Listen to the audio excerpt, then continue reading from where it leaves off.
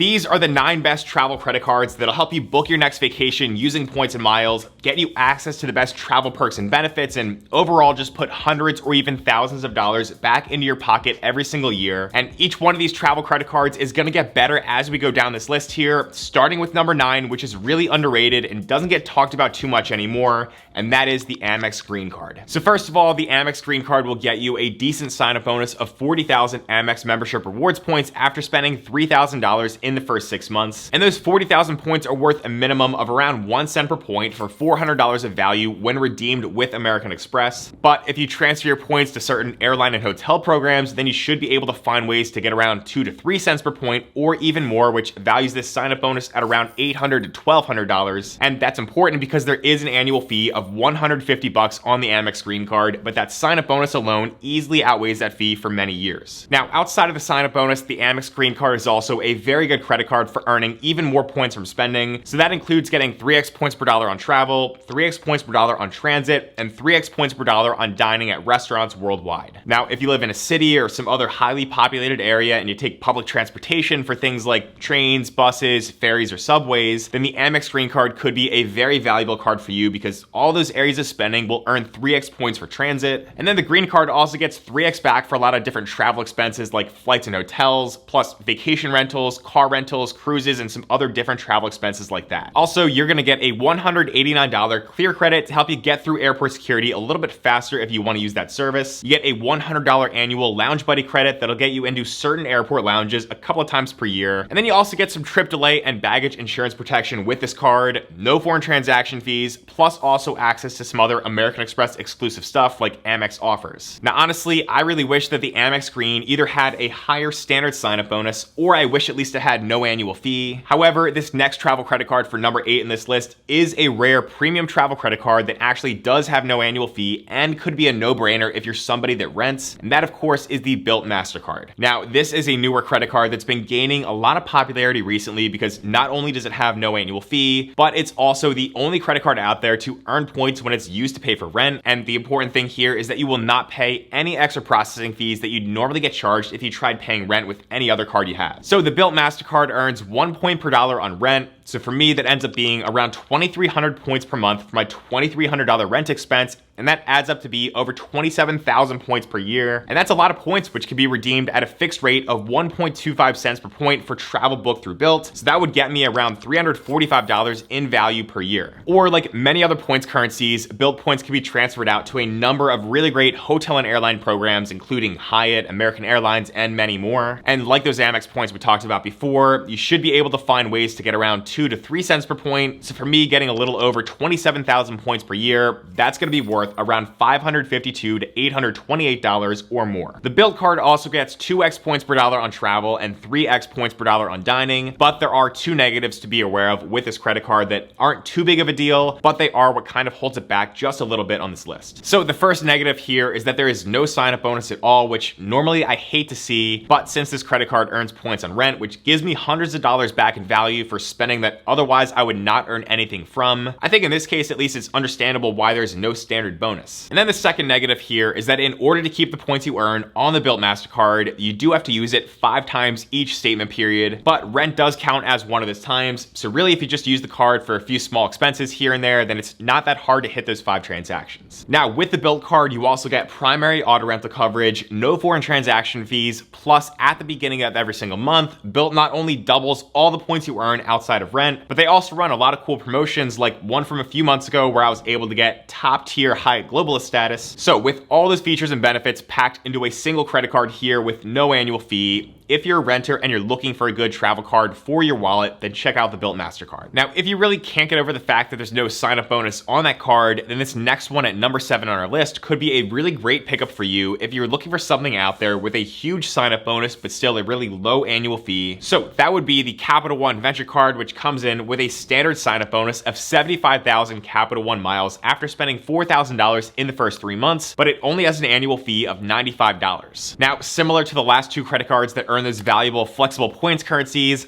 Capital One miles can be redeemed in a number of different ways, starting at 1 cent per mile for travel that's booked through Capital One's portal. So that values the sign-up bonus at $750, which already easily outweighs that $95 annual fee for many years. Or like those other flexible points, you could transfer and get around 2 to 3 cents per mile or more, which would then get you somewhere between $1,500 and $2,250 in value or more. Now, unlike some other travel credit cards out there that focus a lot on travel, transit, and even dining categories for their point multipliers, the Capital One Venture Card is going to earn a lot more from everyday miscellaneous spending by getting a flat 2x miles per dollar on every single purchase. Plus, you can also earn 5x miles per dollar on any hotels or rental cars that you book through Capital One Travel. Also, the Capital One Venture Card comes with a pretty cool travel benefit that most other $95 credit cards don't usually have. So they're going to give you a credit to cover the cost of either global entry or TSA PreCheck. And then you're also going to get a few other good travel features like no foreign transaction fees, Hertz 5-star status for rental cars, and 2 free airport lounge visits per year with either Capital One lounges or others in their partner lounge network. Now, before we move on to the next travel credit card here in this list that I personally think has the best spending multipliers, I just want to mention that whenever you're out traveling, you also want to make sure you've got some cash saved up in some sort of a travel fund to help pay for things like food and stuff to do when you're out visiting new places. So I always recommend getting a good high yield savings account where you can just keep that travel fund and any extra cash. And for that, I like to use SOFI checking and savings. They've got a ton of great features like getting your paycheck up to 2 days early when you set up direct deposit, no fees or minimums, and most importantly, SOFI is currently paying up to 4.50% APY, which is one of the best rates on the market. Plus, right now you can even get a bonus when you sign up with the link down below and then you complete a qualifying direct deposit. So go check that out because I can definitely say that I've loved using SOFI where I can just let my travel fund and any other savings sit there and earn interest while I sleep. Now next here for travel credit card number 6 that, like I said before, could have the best spending multipliers, that would be the Citi Premier card. So the Citi Premier comes with a $95 annual fee along with a standard 60,000 point sign-up bonus after spending $4,000 in the first 3 months. And like we've talked about before with flexible points currencies, that's worth 1 cent per point at a minimum for $600, or you can transfer those points and get between $1,200 to $1,800 or more depending on how you transfer them. But outside of that sign-up bonus, my favorite thing about this credit card that really sets it apart from all the other credit cards on this list are its amazing spending multipliers, because the Citi Premier card is going to earn 3x points per dollar on restaurants, supermarkets, gas stations, air travel, and hotels. You've also got no foreign transaction fees, and all those 3x categories are going to earn points on any spending you do worldwide, which makes this a good option for international travel outside the US. But as a travel credit card, the place where it really falls short are its travel protections, because there's basically none here. So back in 2019, Citi got rid of things like trip and baggage delay insurance and stuff like that on many of its credit cards, including the Citi Premier. So if you do want to book things like flights and hotel stays with this card, then just know that you're not getting as much protection as most of the other credit cards in this video. Now, if you really are looking for some of the best travel protections and other benefits like that, then this next premium travel credit card at number 5 on our list could be the perfect card for you. So that would be the Chase Sapphire Reserve, which costs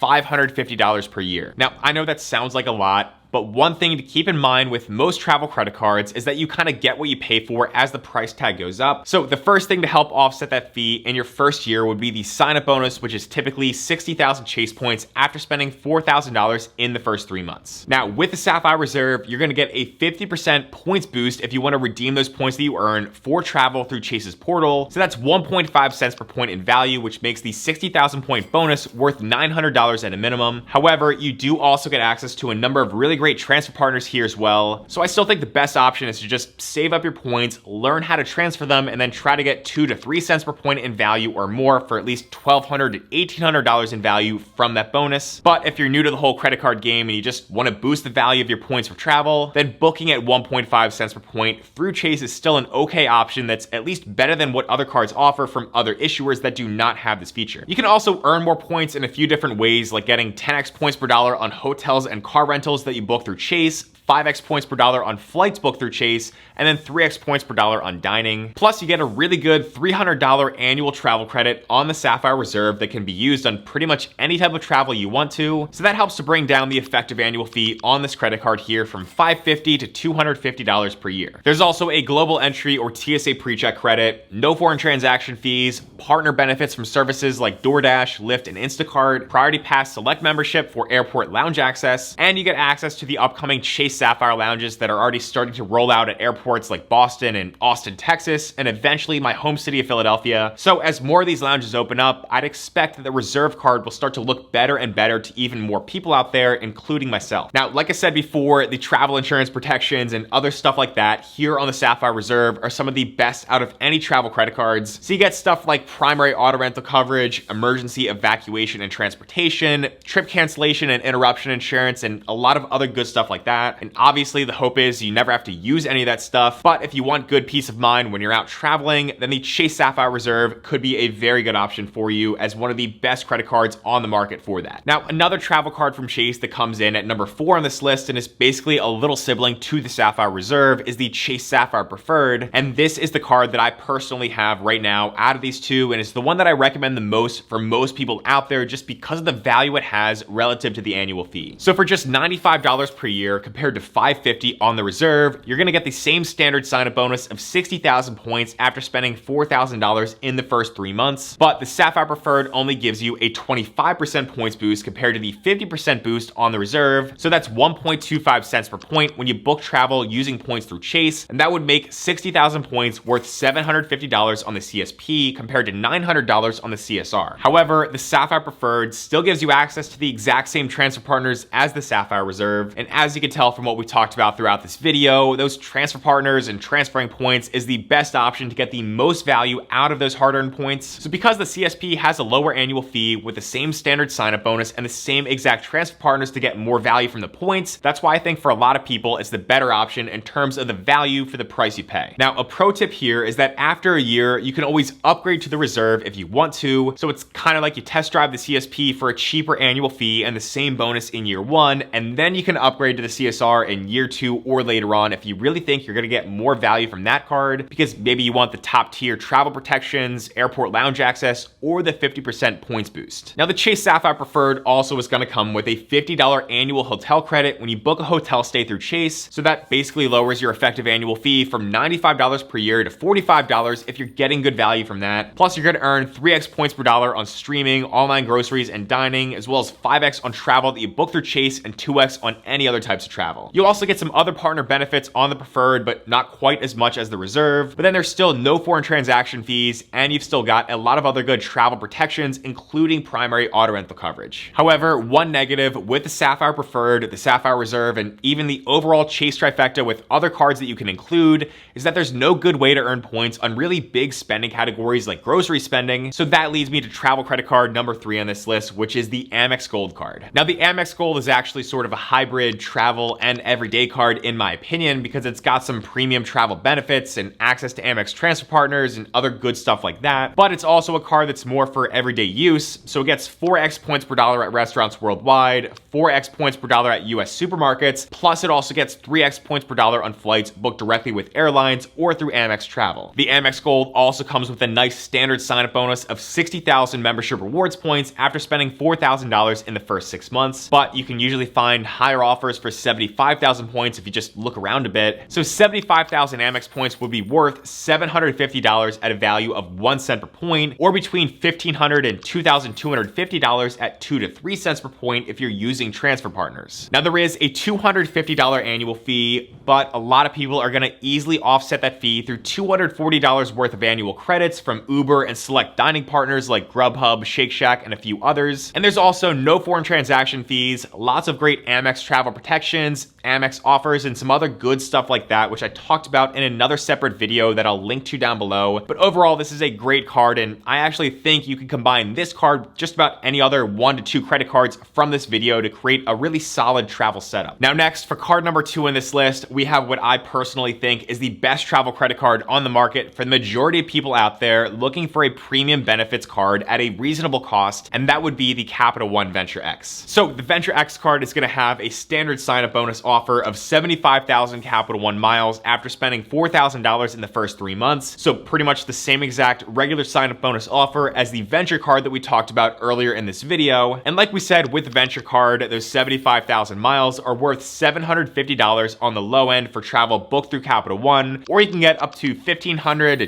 $2,250 or more on the higher end when you find good ways to transfer those miles. Now, compared to the $95 annual fee on the Venture card, the Venture X has a $395 fee, but that higher cost is easily offset in two ways, with the first one being a $300 annual travel credit that you can use on travel booked through Capital One. And then the second way to offset that annual fee is through the anniversary bonus that Capital One gives you every single year, starting with your first account anniversary, where they give you 10,000 miles as a bonus. And again, those have a minimum value of 1 cent per mile, which is worth at least $100. So the $395 annual fee on this card minus the value from the $300 travel credit and at least $100 in value from that anniversary bonus, that's going to get you an effective annual fee of minus $5. So if those credits are really worth it to you, like they are for most people that travel a lot, then the Venture X should be a no-brainer, because Capital One basically gives you $5 every year when you have this credit card. On top of that, the Venture X makes a really good catch-all card to be used on pretty much anything, because it gets 2x miles per dollar on everything, plus it gets 10x miles per dollar on hotels and rental cars booked through Capital One, and 5x miles per dollar on flights booked through Capital One. So to me, when I'm looking at the sign-up bonus and the spending multipliers, the Venture and the Venture X are pretty similar, but the Venture X actually could make more sense to a lot more people because of those extra credits it comes with. And then the Venture X actually gets you a lot of other better additional travel benefits that includes no foreign transaction fees, a $100 global entry or TSA pre-check credit, and unlimited access for you and 2 free guests to Capital One and partner airport lounges, including Priority Pass. Plus, you get a cell phone protection benefit,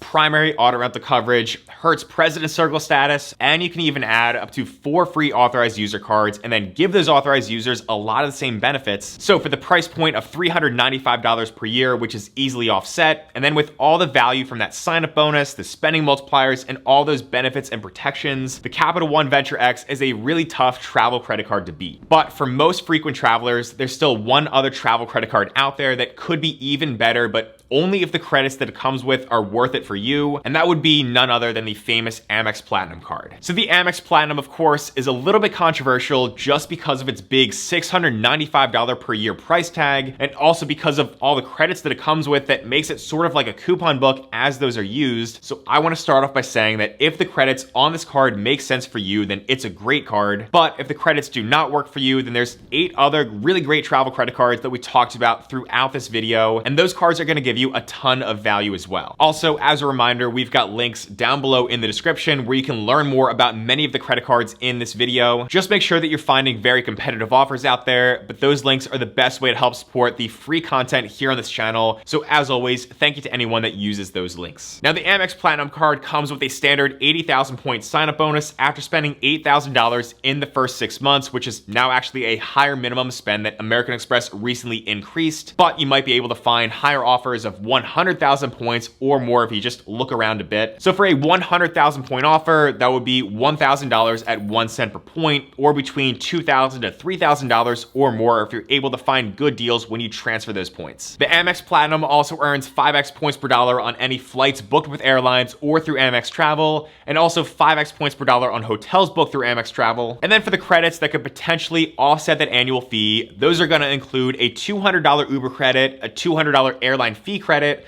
a $200 hotel credit, $240 digital entertainment credit, plus you get a credit for a global entry or TSA pre-check, and a lot more that I talked about in a previous video that I'm gonna link to down below, along with all those other links for SOFI and some of those other credit cards. So if you get enough value from all those credits on this card to bring down the effective annual fee on the Amex Platinum, then you might be able to justify that very high price tag, and then you'll be able to enjoy all the other benefits on this card, like access to airport lounges from Priority Pass, as well as the Amex Global Lounge Collection, which includes Amex insuring lounges. And you also get some of the best travel protections and other standard travel card features like no foreign transaction fees, and even some hotel and car rental statuses like Gold Elite from Marriott, Gold from Hilton, and President Circle from Hertz. Now, if you want to get approved for any one of these credit cards that we talked about in this video, then you're gonna need a good credit score that's at least in the 700s first. So go watch this video over here next to find out exactly how you can do that, or even just increase your credit score from where it's at right now. But as always, thanks for watching.